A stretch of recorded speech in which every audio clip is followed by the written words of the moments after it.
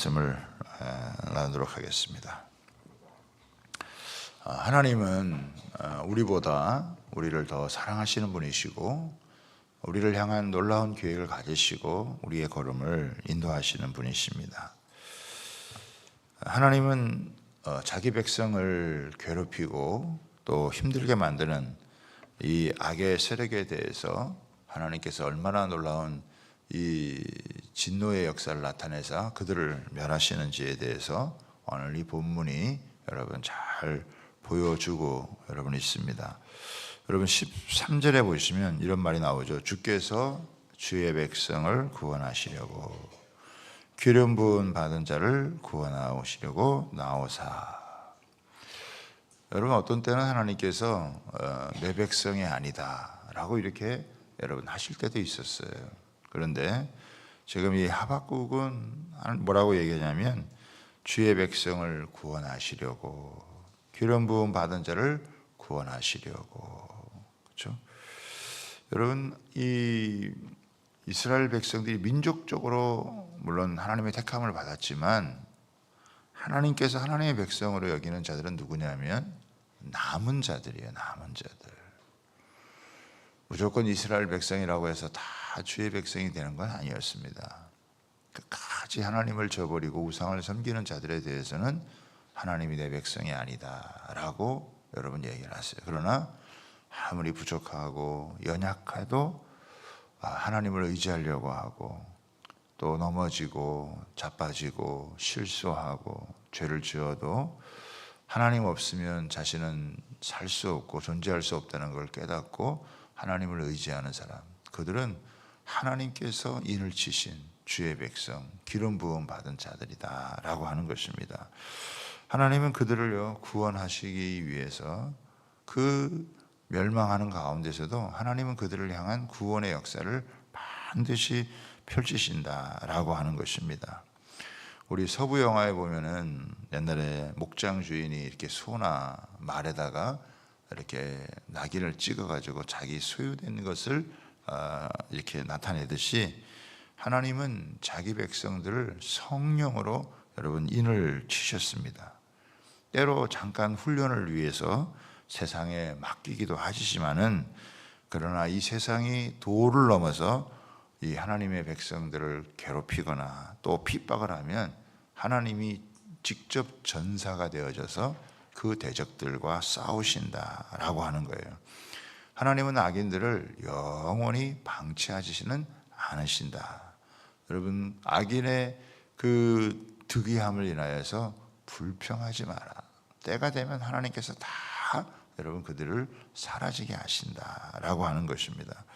자 여기 보시죠. 12절에 보면 주께서 노를 바라사 땅을 두르셨으며, 여기 땅을 두르셨다라는 말이 뭐냐면 땅을 밟았다라고 하는 얘기예요. 또 여기 보면 분을 내사 여러 나라를 밟으셨다. 이 밟으셨다라고 하는 말이 뭐냐면 추수를 하신다, 타작을 하신다라고 하는 의미로 사용이 되어집니다. 옛날에는 이렇게 수확한 곡식이 있으면 짐승들이 이렇게 타작기가 많지 않았기 때문에 소나 또 이런 말들이 이것을 곡식 더미를 이렇게 밟게 되어지는, 그래서 타작을 하게 되어진다라고 하는 거예요. 이 말이 무슨 말이냐? 이제부터 하나님께서 놀라운 역사를 펼치시고 나타내신다라고 하는 것입니다. 하나님께서 자기 백성들을 때로는 고난 가운데 어려운 가운데 거하게 하시는 것은 그들을 겸손케 하기 위한 것이에요.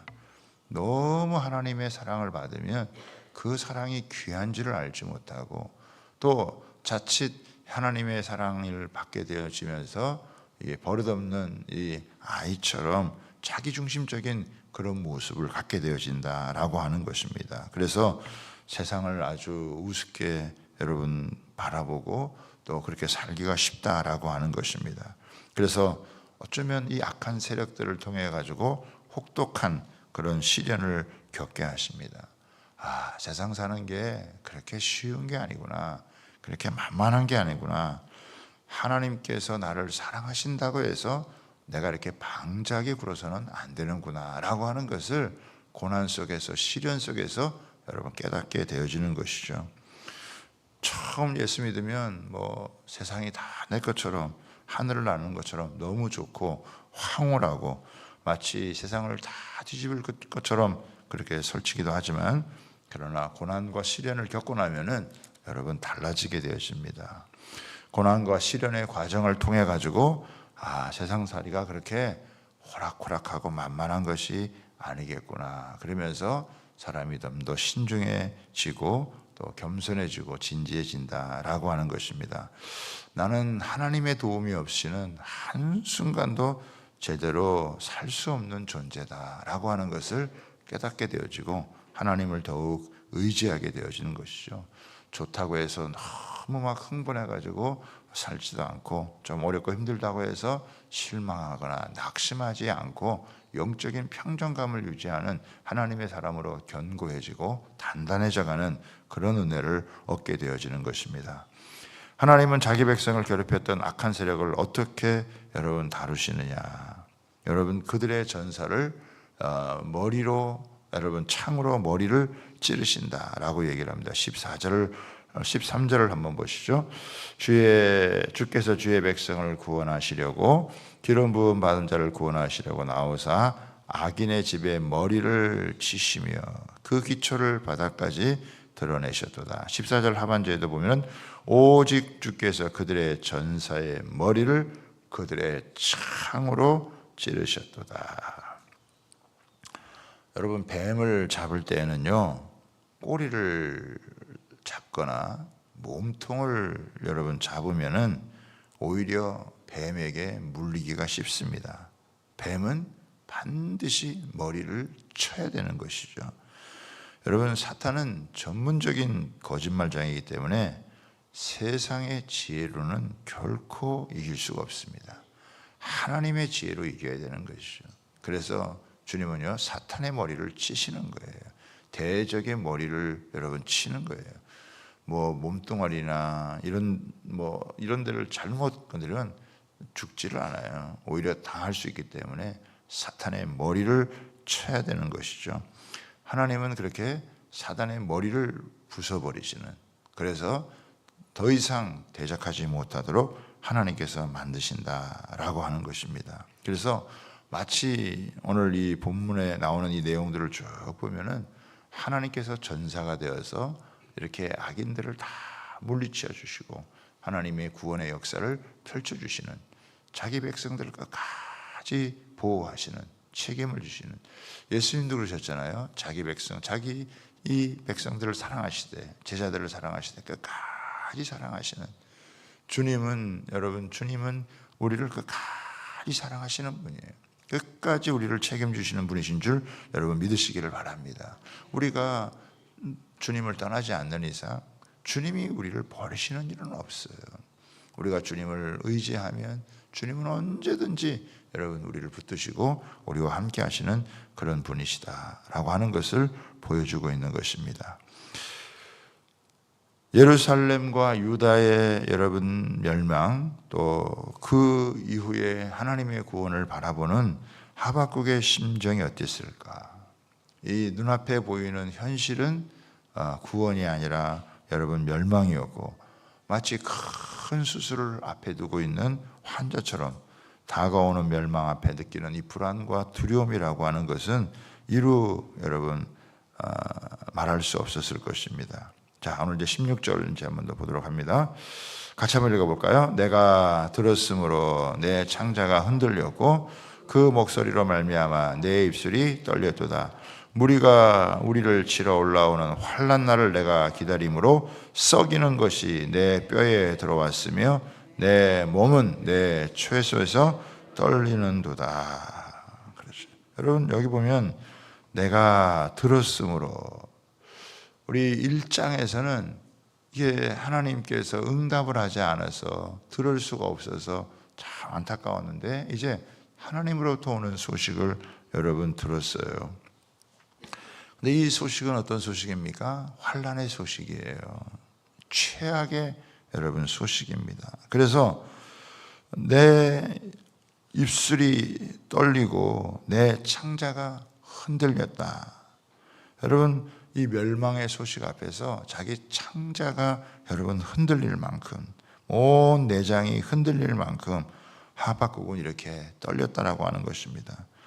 이건 엄청난 충격으로 말미암은 여러분 깊은 내면의 그런 인식에서 나오는 것이고, 다리가 후들거리고 심장이 터질 것 같은 그런 여러분 모습입니다.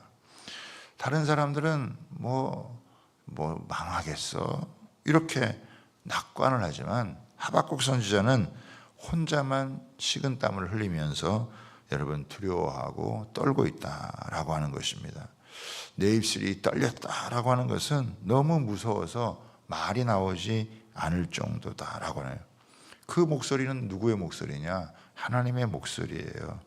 예루살렘의 멸망을 말씀하시는 하나님의 목소리를 들은 하박국 선지자는 창자가 흔들리고 입술이 떨리는 정말 아무 말도 할 수 없는 그런 상황이었다라고 하는 거예요. 왜 남들은 아무런 문제의식을 느끼지 못하는데 하박국 선지자는 혼자서 이렇게 고통스러워하느냐라고 하는 것입니다. 그것은 하박국 선지자만이 문제의 실상을 정확하게 여러분 파악하고 있기 때문이라고 하는 것입니다. 여러분, 이와 비슷한 모습이 십자가를 앞에 둔 겟세마네 동산에서의 예수님의 기도하시는 모습이에요. 제자들은 상황이 어떻게 돌아가는지를 알지를 못합니다. 전혀 인식을 하지를 못해요. 뭔가 이렇게 심상치 않은 그런 상황이 벌어진다라고 하는 것을 알았지만, 그렇다고 뭐 자기가 두려워하거나 뭐 목숨을 걸고 기도해야 된다라고 하는 그런 생각은 들지 않았던 거예요. 그러나 예수님은 땀방울이 핏방울이 되도록 결사적으로 기도를 하셨어요. 왜냐하면 십자가를 지는 것이 그렇게 간단한 일이 아니었기 때문이라고 하는 것입니다. 자신이 십자가를 져야 온 세상 사람들이 구원을 받게 되는데 십자가를 지지 못하도록 방해하는 게 너무 많았다는 거예요. 또 예수님 자신조차도 십자가를 지는 것을 여러분 두려워하셨어요. 원하지 않으셨어요. 예수님이 원하시는 것은 될 수 있으면 그것을 피하는 것입니다. 그러나 예수님은 이 문제를 놓고 결사적으로 여러분 기도를 하신 거죠.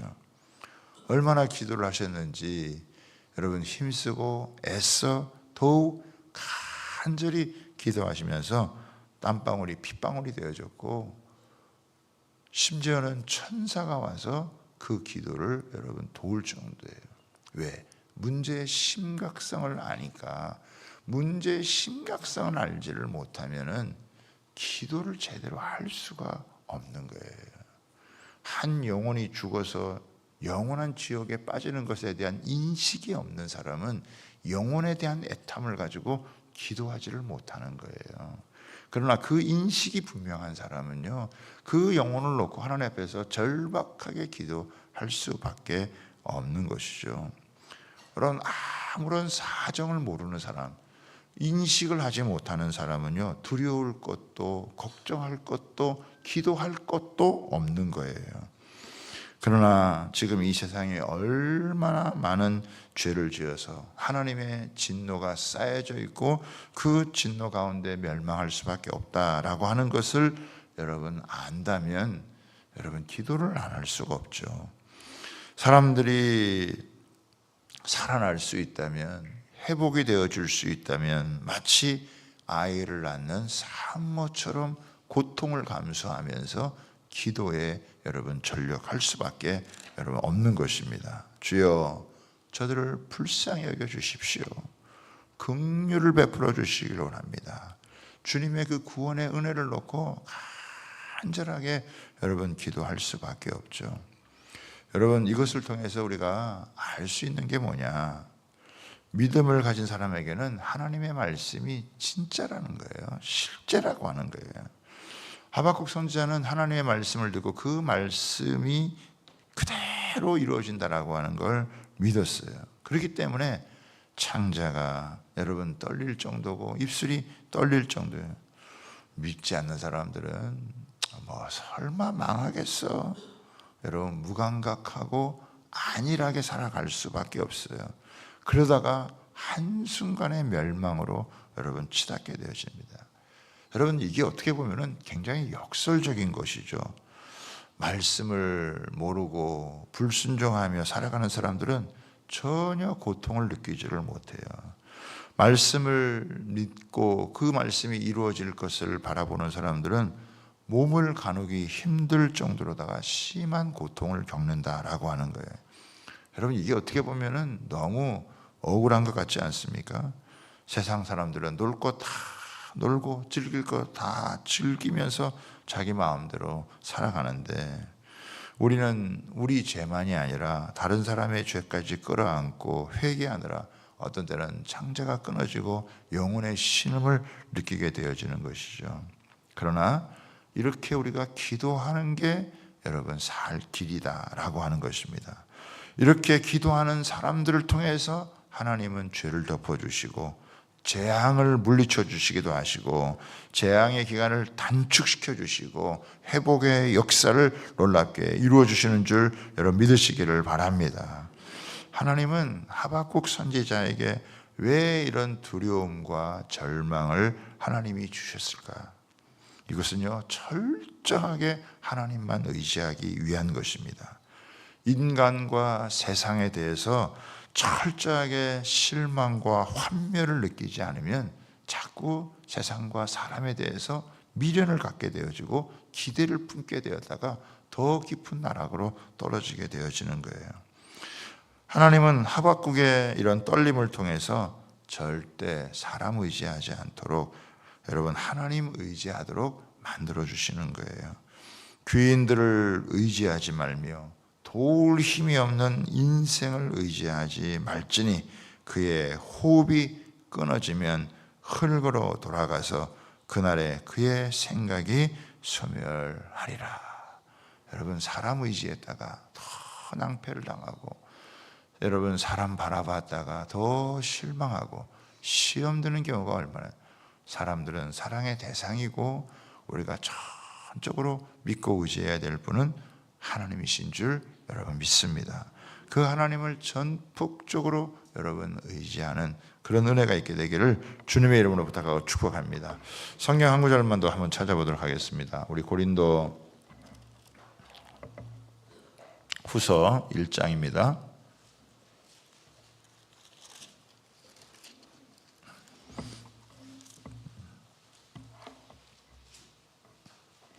고린도 후서 1장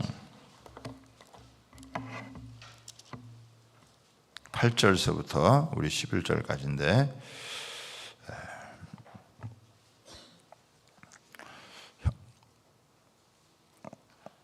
같이 한번 읽겠습니다. 시작. 형제들아 우리가 아시아에서 당한 환난을 너희가 모르기를 원하지 아니하노니 힘에 겹도록 심한 고난을 당하여 살 소망까지 끊어지고 우리는 우리 자신이 사형 선고를 받은 줄 알았으니 이는 우리로 자기를 의지하지 말고 오직 죽은 자를 다시 살리시는 하나님만 의지하게 하심이라. 그가 이같이 큰 사망에서 우리를 건지셨고 또 건지실 것이며 이후에도 건지시기를 그에게 바라노라. 너희도 우리를 위하여 간구함으로 도우라. 이는 우리가 많은 사람의 기도로 얻은 말미암은 사람이 우리를 위하여 감사하게 하려 함이라. 아멘. 네, 그렇습니다. 바울 사도의 고백이에요. 여러분, 이 심한 고난을 당해서 살 소망까지 이 사도도 이런 경험을 하게요. 사형 선고를 받은 것 같은 그런 일들을 겪었지만 그러면서 그가 해석한 이 해석이 뭡니까? 자기를 의지하지 말고 또 죽은 자를 다시 살리시는 하나님만 의지하게 되어질 때 여러분 자신의 연약함도 이겨나가고 세상의 시험도 이겨나가고 사람으로 말미암은 모든 여러분 위기와 어려움도 극복해 나가게 되어지는 줄 여러분 믿습니다. 그래서 하나님은 때로 사람에게 실망하기도 하고 또 이런 좌절을 하나님이 겪게도 하시는 것, 이런 것은 전적으로 하나님을 의지함으로 진정한 승리를 우리에게 주시기 위한 하나님의 귀한 뜻인 줄 여러분 믿습니다. 이제 내일 하박국 나오는 본문과 그 다음 이 본문은요, 정말 가장 중요한 하이라이트가 되는 여러분 말씀입니다. 우리가 한 절 한 절 이렇게 곱씹으면서 정말 이 하박국이 누렸던 그 귀한 은혜를 함께 누려갈 수 있는 은혜가 있게 되기를 원합니다.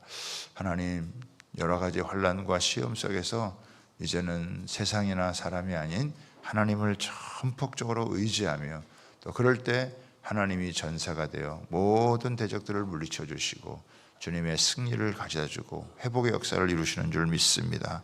그 하박국이 누렸던 바라봤던 그 은혜를 우리도 함께 동일하게 누리며 나가게 도와주시고 오늘도 더욱 전적으로 하나님을 의지하며 나아갑니다. 세상은 멸망으로 치닫지만 그 가운데 생명을 살리고 영혼을 구원하는 그런 하나님의 사람으로 우리가 쓰임 받을 수 있도록 끊임없이 사단과 어둠의 역사들이 방해를 하고 여러분 우리를 향해서 많은 트릭을 쓰지만 우리는 주님 바라보며 이 주님의 지혜가 주님의 능력이 결국은 승리한다는 것을 믿고 나아가는 그런 은혜가 있게 허락해달라고 우리 기도하며 나아가길 바랍니다. 우리 두 손 들고 주여 우리가 기도하겠습니다. 주여